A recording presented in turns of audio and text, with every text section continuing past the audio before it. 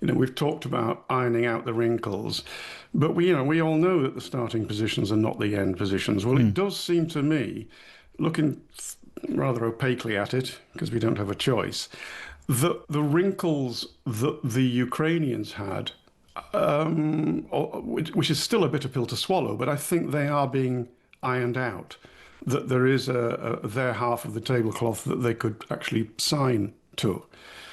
But whether this is going to survive the meeting with Mr. Trump, which is probably going to happen this week, we don't know. And then if it also then survives the Russians. Now, the White House press secretary is saying there are only a few delicate details of a Ukraine peace plan that are still to be worked out. That's after American, Russian and Ukrainian negotiators met in Abu Dhabi today. Crucial question, what details? How big details? And meanwhile, Keir Starmer at Westminster has been meeting virtually with the coalition of the willing. We can bring you just a bit of what he's been saying.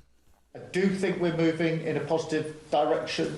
And indications today that in large part the majority of the text looks as though Vladimir is indicating can be accepted.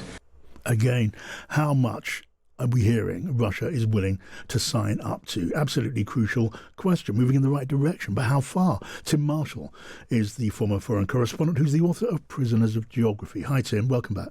Hello, John. I think that word only is doing a lot of heavy lifting there. Yeah, it does seem like it, doesn't it, Tim? Just do give us your sense of where we are in this process right now. Yesterday, we were talking at this time and agreed that the starting positions of the various parties would not be the end positions. And so you have to go through this process. So we had the 28-point plan from the Russians and Americans. Then you had it rewritten by the Europeans. And then from that, we've now got this 19-point plan, which the Ukrainians took to the Americans and hammered out together. And that's the one that looks like it's going to go to Washington. Given that the Ukrainians are being very positive about it, you have, because we haven't had the text yet, you have to surmise that a lot of the rewrites that the Europeans put in have now made it into that 19-point plan. Now, this is positive, as the Prime Minister just says. So the Ukrainians and the Americans wanted the Ukrainians in town by Thanksgiving, which is Thursday. I was musing that maybe because they want to carve it up like a turkey, Ukraine, I mean. Now the language is by the end of the month. Well, that's Sunday. So finally, I think when Mr.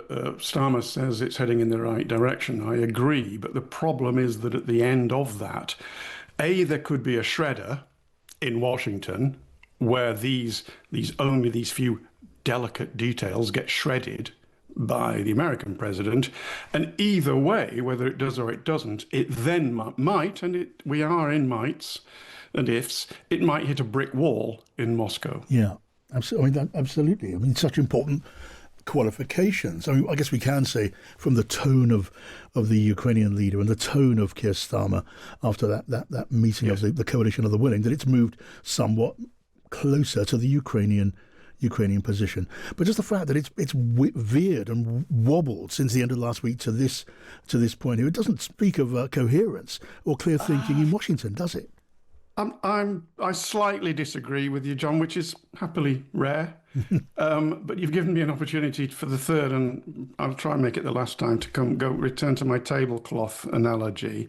We've talked about ironing out the wrinkles, but we all know that the starting positions are not the end positions. Well, it does seem to me, looking rather opaquely at it, because we don't have a choice, that the wrinkles that the Ukrainians had, which is still a bitter pill to swallow, but I think they are being ironed out, that there is their half of the tablecloth that they could actually sign to. But whether this is going to survive the meeting with Mr. Trump, which is probably going to happen this week, we don't know. And then if it also then survives the Russians, because these delicate things will be the two we spoke about last night. They will be which bits of territory does Ukraine accept it has lost? de facto. And I think the Ukrainians can and will accept they've lost it, they're not getting it back. Yes. They just have to pretend that one day they might. But the second bit is the bits of territory they haven't actually lost, but that the Russians still want them just to hand over. Yes.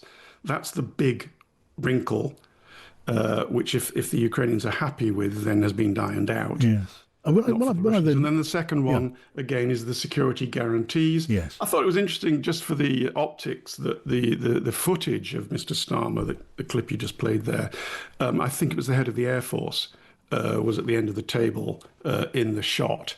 And, I think they're sort of saying, well, yes, Britain is prepared to put something into a sort of symbolic European force well away from the front lines to try to reassure the Ukrainians. All right.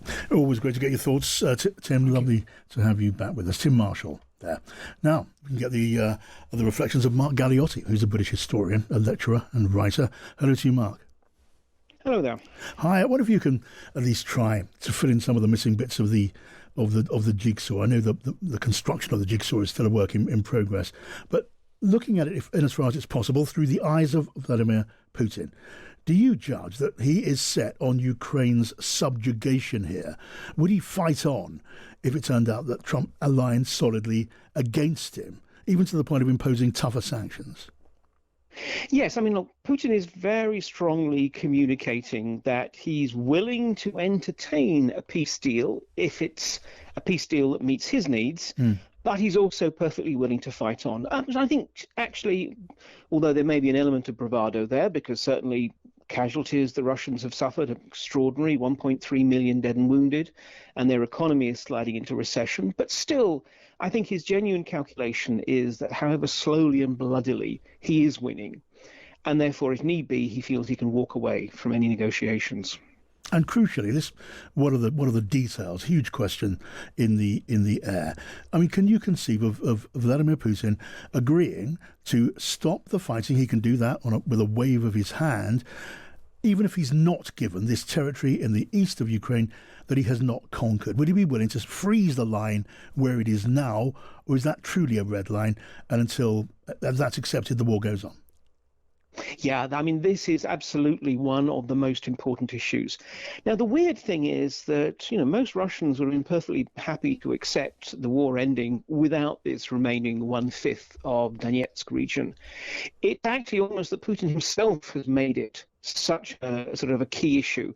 Time and time again, he comes back to it. He's demanding that the Ukrainians hand it over, whether just simply hand it over or some kind of demilitarized zone.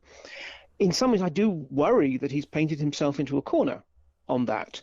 Now, okay, on the one hand, he has his grip on the throat of the Russian media apparatus.